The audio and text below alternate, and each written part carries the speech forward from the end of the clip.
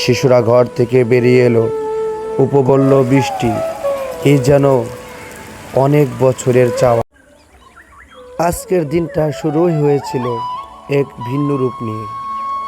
ভোরের আলো ফুটতেই বোঝা যাচ্ছিল দিনটা তেমন একটা সহজ হবে না।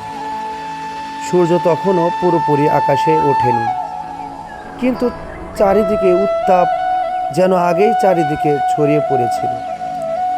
বাতাস ছিল ভারী, আকাশ ছিল ফ্যাকাশে, আর প্রকৃতির মাঝে ছিল এক ধরনের অস্বস্তিকর নীরবতা। সকালের দিকে মানুষ যার যার কাজে বের হয়েছিল ঠিকই, কিন্তু সবার মুখে ছিল গরমের অভিযোগ। গ্রামের মেঠো পথ দিয়ে হাঁটতে হাঁটতে মানুষ কপালের ঘাম পায়ে পড়ছিল।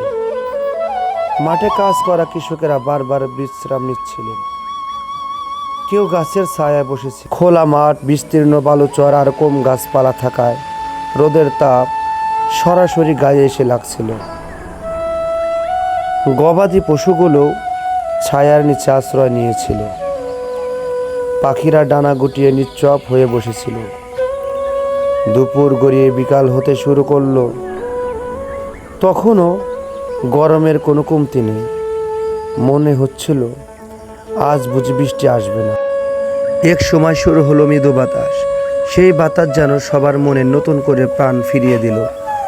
গাছের পাতাগুলো নড়ে উঠল, শুকিয়ে যাওয়া পরিবেশে একটু স্বস্তির পরশ লাগলো। তারপর বাতাসের গতি বাড়তে লাগলো। দূরে কোথাও মেঘের গর্জন শোনা গেল। হঠাৎ করেই কয়েক ফোঁটা বৃষ্টি পড়ল মাটির বুকে, আর সেই বৃষ্টির প্রথম স্পর্শে ভেসে এলো সোদা মাটির গন্ধ। তারপর শুরু হলো রিমঝিম বৃষ্টি।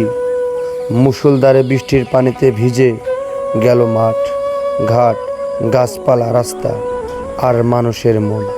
শিশুরা ঘর থেকে বেরিয়ে এলো, উপবলল বৃষ্টি, এই যেন অনেক বছরের চাওয়া। এই বৃষ্টিতে সবার মনটাকে নাড়িয়ে দিয়ে গেল।